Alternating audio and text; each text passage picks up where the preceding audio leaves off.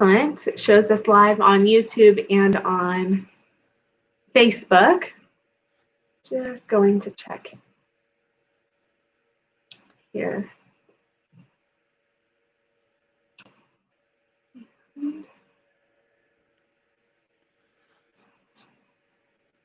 Wow, I'm getting proficient at this. This just took 2 seconds and I've already shared it in one place. I tell you what.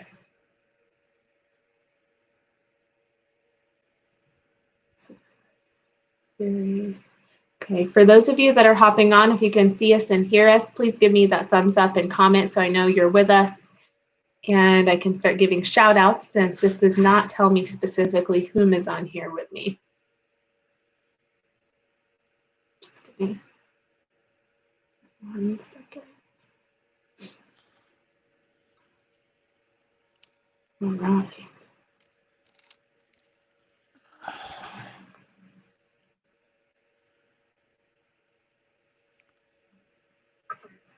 Okay.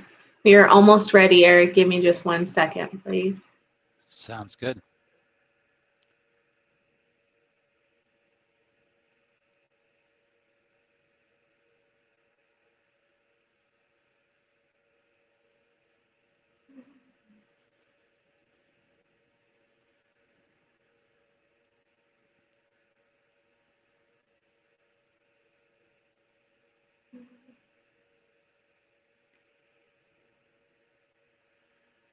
Okay.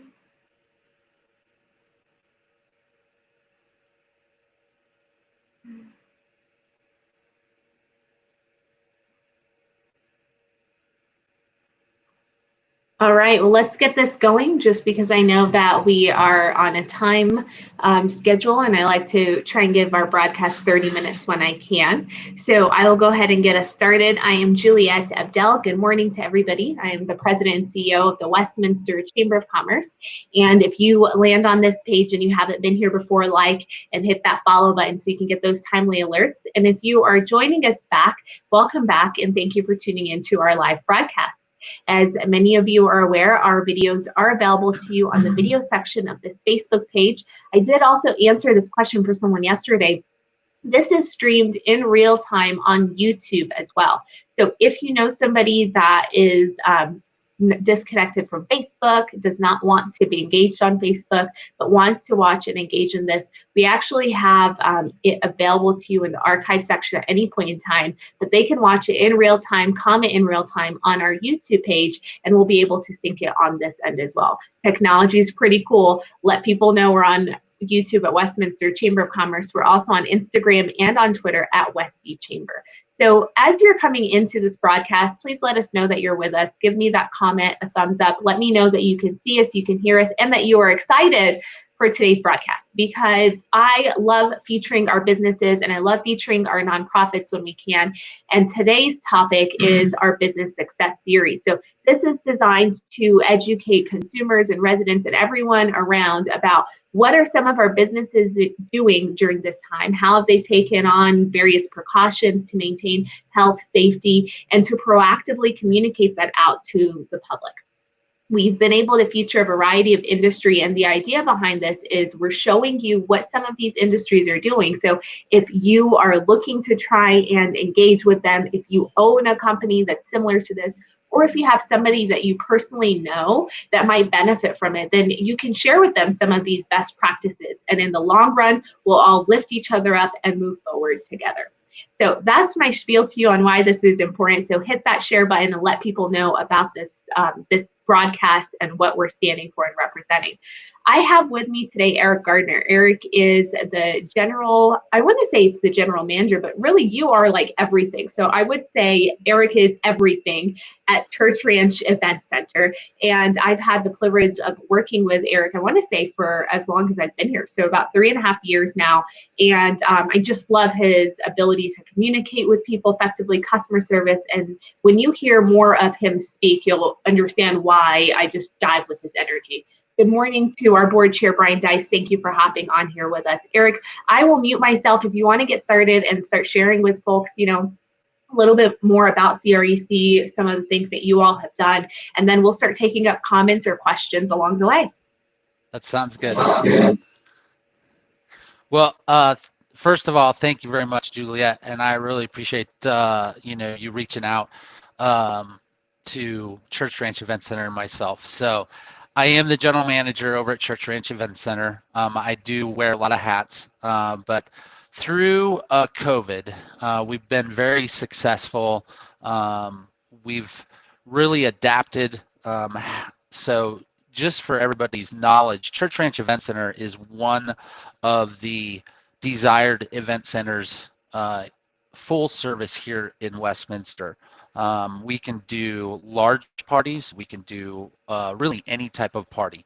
The majority of our business, I'd say 80% comes from weddings, and then the rest is corporate. So through COVID, we we got the notification with COVID, just like everybody else did. The last event that we did was on March 17th. And so really how COVID impacted Church Ranch Event Center, we really had to buckle down on the phones and through email communicating to all of our clients as far as what we were able to do when they were not able to do our events. And so we worked really close with Westminster Chamber of Commerce. We worked really close with Jefferson County Public Health through all the mandates.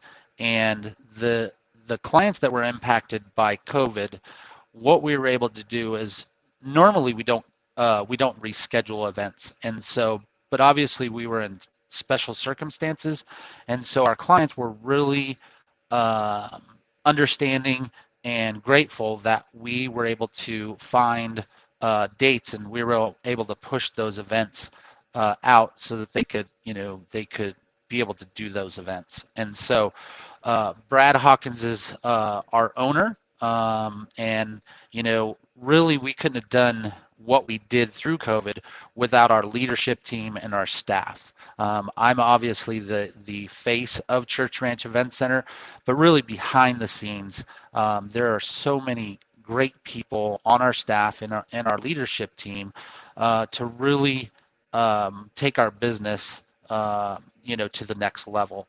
And so with COVID, we were able to, Brad was able to qualify for the small the business loan. And so we were very fortunate not have to furlough or lay anybody off. And so with that, for the month of March, April, and really May, we were either at home communicating with our clients, or we were in the office communicating with the clients as far as what was happening. And so that's kind of how it impacted our business. And then we did our first event on June 6th. We actually were able to help a bride and groom that was displaced from another venue. And so June 6th was our first event up and running. Now with COVID, obviously we can hold up to 450 guests, but with COVID, with the social distancing, the mask requirements, all of that, originally when we started back in June, we were only able to do 50 in our grand hall. We were able to buy a couple tents, and because we have 3.5 acres out on the venue, we were able to buy 2 different tents and set those up and really do events through social distancing. So I would say that, how we were successful through that and up to today is one was a big part of our leadership team and our staff in the office, just communicating to clients and really coming up with plan A, really B, C, and D. We always have 4 different plans with the clients. So if A doesn't work, then we'll go to B. If that doesn't work, so on and so forth. So that's kind of where we're at, Juliet.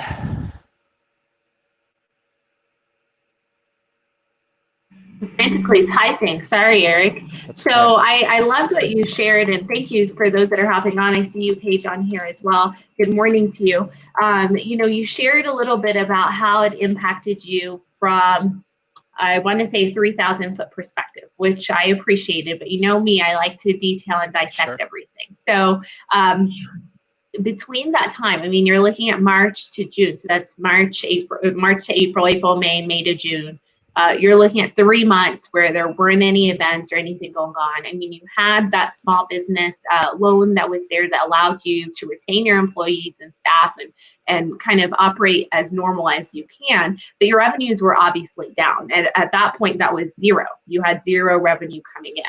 Yeah, that was a big impact, and so obviously our leads, because we book 12 to 18 months out, and so obviously with our leads with COVID, there was a lot of uncertainty with current clients and future clients, and so we really had to communicate to the future clients what our plans were, and how we could accommodate their weddings or their parties, retirement parties, and so really communicating to them. And so we started, I would say probably in late April, we were able to start closing new business for 2021, obviously with no revenue coming in for current events.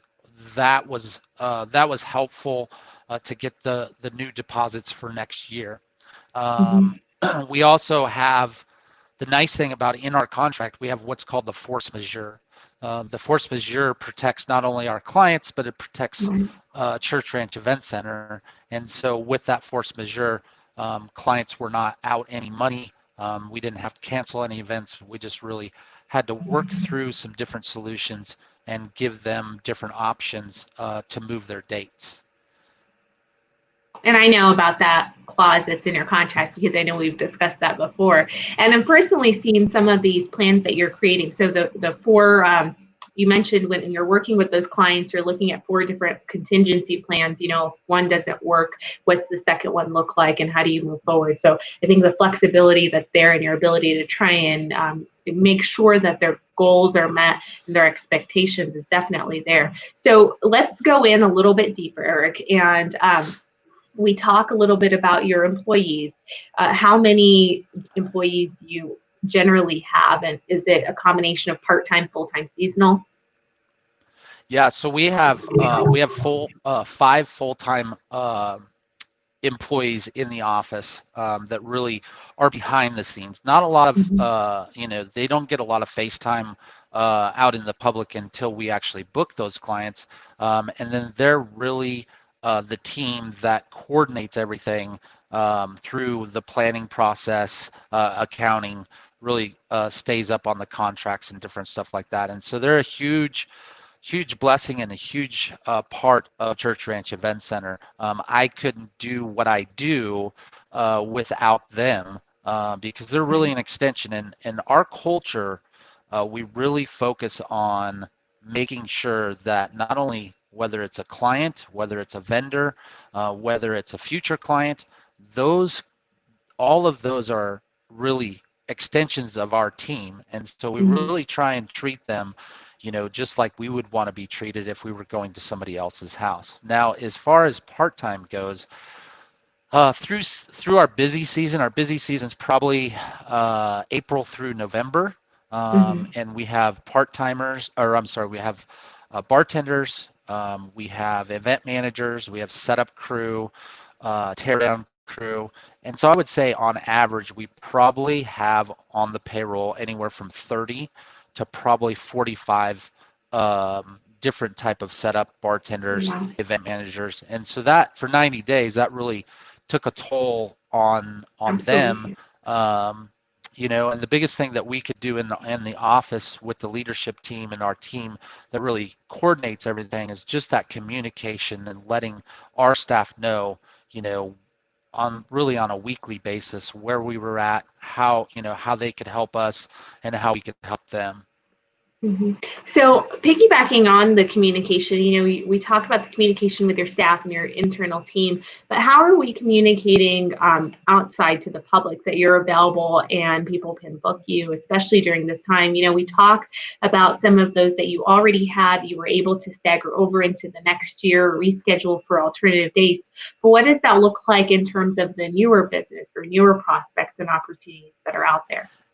Yeah, so that's a whole nother tool that we have. And through our website, we do a lot of communication as far as COVID goes and what the current plan is and what the future holds for us. We do a lot of communication through different websites like the Knot, Wedding Wire, our Facebook page, Instagram, and so really we try and do a really good job of communicating and let them know that we are open, and we would love to service any type of entertainment parties that they're looking at doing. I'd say one of our biggest communication tools is our website. Our website is really, really great. We have a company that has designed our website, and the average, on the website, or if you don't know a whole lot about SEO, which I say I don't know a whole lot, but I do. But the SEO, the average person's on the website, anywhere from 30 seconds to about 2 minutes at the most. We track that every week, and the average person on our website is there for about 8 minutes. Wow. So that's a pretty great amount of time for them to capture some of the things that you have, whether it's the videos that you've panoramaed of your location or some of the operations that you've included. To that end, what have you done in terms of those guidelines and precautions? I mean, is your employees and staff, do they have on hand sanitizers and wipes? I mean, are you cleaning off things frequently? How have you adapted the guidelines that were distributed out into your line of work? So on a day-to-day basis,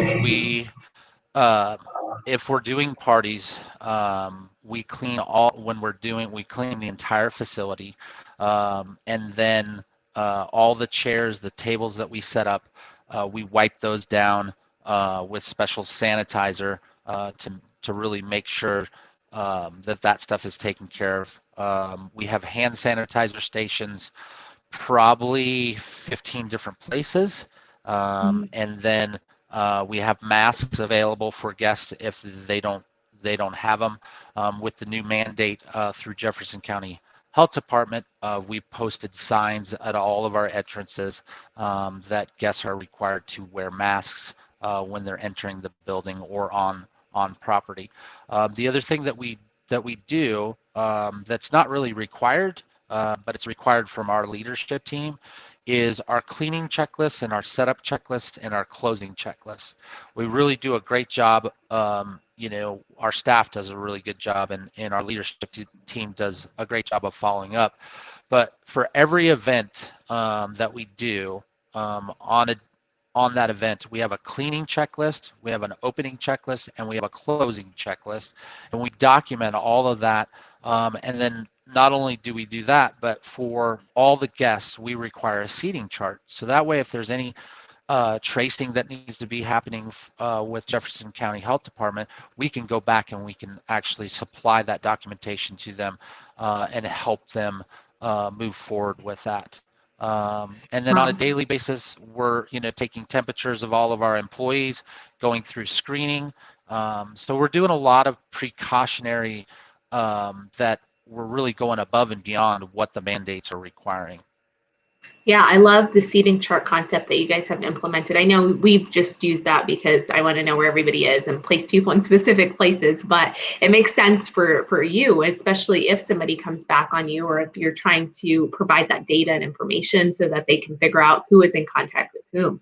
And on that lens, what are you seeing from, were people very receptive to rescheduling things? Are you seeing more people that are afraid to schedule items? And whether that's, I've recently heard from a number of people when there are updates, for whether it's state or federally, that that comes back and does affect their business adversely, whatever the content might be that is shared. And so I'm curious to see, are you seeing some of those trends in your line of work? How is consumer confidence being perceived as it relates to event centers? Before you answer that, good morning, Jason Gink and Ann Hogan. Thank you for hopping on here with us. Yeah, so we are, when there's new mandates that come out, either from the state level or from Jefferson County, you really can set your clock. The next day is usually, so what we've done is we've really made sure that we have the staff available to answer those emails or answer those phone calls as they come in. And then the other thing the leadership team does is one of my responsibilities is on really Mondays, Wednesdays, and Fridays, my responsibility is to get on the state guidelines and also Jefferson County to see if there's any updates. I also communicate with Mike Lucero over at Jefferson County, and he's been a great help and resource, and also with you too. I appreciate that. Looks like Jason went ahead and commented our way. If you guys have any questions or comments relating to event centers, event spaces, hosting events, kind of what precautions are out there and what things have been already done to make sure that your comfort level is met, please type them in, especially if you have cute profile pictures that feature dogs. We like to see those throughout the conversations as well. So Eric, how will this potential, and we're hearing this on the Jeffco side, but really statewide right now, with some communities showing more testing results that are in the positive mark, and some of our counties, are reanalyzing what are we putting into place, what measurements do we have for the variances and things of that nature. How are you impacted with the Jeffco variants for people's knowledge that are on here? I mean, I personally know that as well, but if you can share with people, without the variants, what did that look like once it did come into play, and then what would happen if that wasn't there?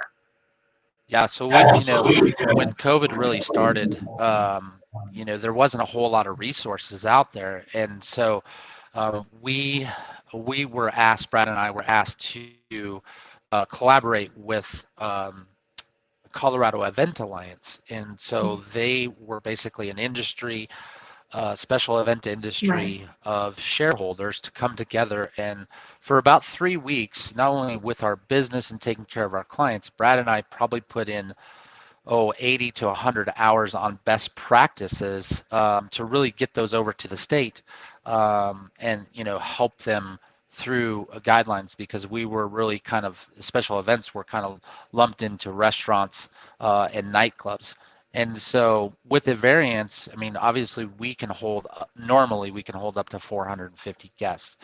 With the variants that Jefferson County came out with before the state came out with their guidelines, Jefferson County, we were only able to do 50 in our grand hall and then an additional 125 outside. And so then that's kind of when we came up with the plan A, B, C, and D. The new variants or the new guidelines that came out last month, now we can do 100 inside and up to 175 outside. And it takes a lot behind the scenes as far as making sure all those plans are documented, and so that way we can communicate with Jefferson County Public Health if there's any issues, if they have any recommendations, different stuff like that. And so hopefully, in the near future, those variances, as long as we're all social distancing and wearing our masks, hopefully the testing will get better and better, and hopefully we'll get back to some type of normal. Absolutely. So this question does come to us from Jason. And if you're unaware, Eric, Jason does lead the Parks and Recreation Department at the City of Westminster. I personally am connected to him, and he's just a tremendous asset for us. So oftentimes we overlap on some of the things we do, whether it's for different groups that are coming in the area or just servicing residents, and we rely on each other for that support. So he is asking right here, are you open enough to take referrals? They've had many cancellations for rentals right now for all types of gatherings. I can tell you, I personally know that Eric has taken on some referrals that we've been able to send his way, but if you can speak to this just for the knowledge of everybody else. Yeah, we definitely can do take on referrals, and actually I just had a client in yesterday that was doing a 75th anniversary, and we were actually booked, and so I recommended them to go down to the Copperleaf Event Center and see what they were able to do for them. So the referrals, what I would say is to either reach out to me directly at my email. My email is Eric ERIC at churchrancheventcenter.com. reach out to me directly. They can go through our website and fill out an inquiry. But if I know that it's a referral from one of our business, community in Westminster, then I can personally kind of assess that situation and pass that on to we've now have two sales associates, and I can pass that on and kind of tee it up and know where that referral came from. Absolutely, thank you. And I did try and type in your email. I am getting a your content can't be shared because your email link apparently goes against their community standards. So for those of you that are listening in, it's eric@churchrancheventcenter.com. Not sure why it's why it's saying that. Eric, can you touch on this? And this is mainly for the knowledge of people, because sometimes people don't understand that you might be open, but you might not be open to the fullest extent or in a position that makes up in revenue where you would like to be. So knowing that you're in a place that, you can only hold XYZ number of people, your costs have obviously gone up with some of those extra measures that you're taking with the purchase of those additional products and things of that nature.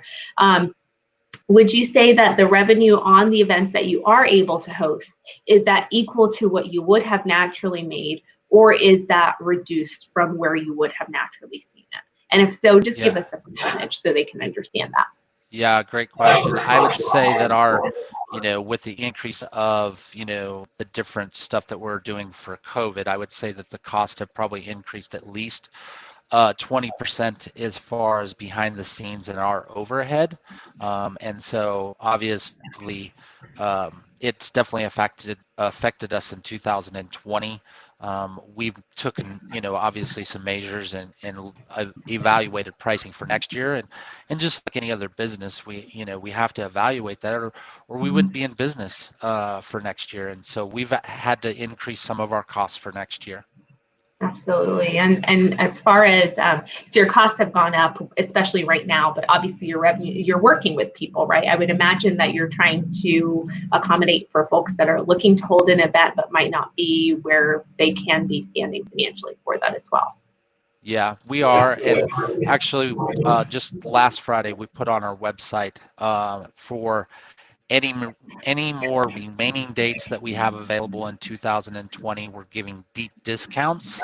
And so we're shortening, we're looking at shortening the hours as far as when that event is happening. And so we've got different ways that we've evaluated it to where we can give deep discounts for the remaining and still be profitable or at least be neutral to where we're not losing money and we're able to help the community out. Absolutely. Well, thank you for that. Jason Gink did comment he's going to reach out to you, especially since their facilities continue to remain closed for 30 to 60 days ongoing. So definitely helps to have that public-private partnership where we can and rely on each other, especially in this industry. So Eric has also been a sponsor for our Westy Rise Shop local program. So if you haven't already turned in your receipts for doing business, dining, shopping, or just connecting locally with some of our retailers or other types of local businesses, the information about the Westy Rise program is on our website, westminsterchamber.biz, and we still have it running until the 31st. So a few of those prizes will include Church Ranch Event Center, and it's just a wonderful experiential opportunity that's out there. So is looking for venues. So here's another question that's come to us. This is from the real estate industry. Thank you, Jason, for hopping on for a little bit. Totally appreciate it. This video is available to anybody at any point in time. So if you've got to leave and come back later, totally, you should do that. So Brian's comment is his real estate company is looking for larger venues that would allow for social distancing classes to be held. Are you able to accommodate that type of event or structure? We would. So right now we can hold up to 100 guests inside with social distancing, with the tables being at least 6 feet apart. The great thing about our grand hall is we have 7,000 square feet that that we can utilize. We also, to Brian, I'm sure they will need AV capability, and we have top-notch AV capability. So would love to connect with Brian and see what we can do. Excellent. And Brian, Eric's email again is in the, well, should have been in the comment section if it wasn't such a terrible, apparently, domain, but it's eric@churchrancheventcenter.com. I also wanted to we're touching on events and we're at the top of the 30-minute mark, Eric, but before I let you off, I always like to round out this conversation with upcoming things and recognize folks. So for those of you that did tune in, thank you for taking the time to do so. For those of you that have come back and are watching this video long after we've finished being live, give us that hashtag replay so we know that you tuned in and that you found value in the content that we brought to you. If you have questions for Eric, type them in. We'll get those addressed for you. Or you can also send us a DM so that we can see that and get those answers handled as well. We have an upcoming after hours that's scheduled on the 4th. This is our third socially distanced after hours. Think of speed networking in vehicles with the option for you to get out of your car if you so desire. That will be next Tuesday from 5 to 7. It is being held at the Copper Leaf event venue, which is now Roots. And so come out, experience their facility and dine with their type of newer cuisine that they have. We also have restructured our business orientation. So that event is generally held around this month. We do 2 of them, one in the morning, one in the afternoon, in response to kind of what's been going on. And again, to provide people with options, we've moved this to August the 12th. That registration for both the after hours and the business orientation are on the Westminster Chamber page.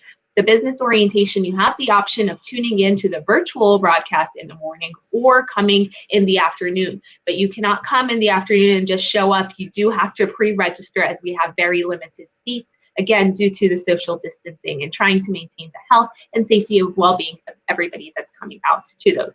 We will be back here at 11 a.m. tomorrow, so be sure that you come tomorrow excited and ready to tune into this broadcast. And Eric, where is your website? How can people go to it and, find some of the resources that you have? So our website is www.churchrancheventcenter.com.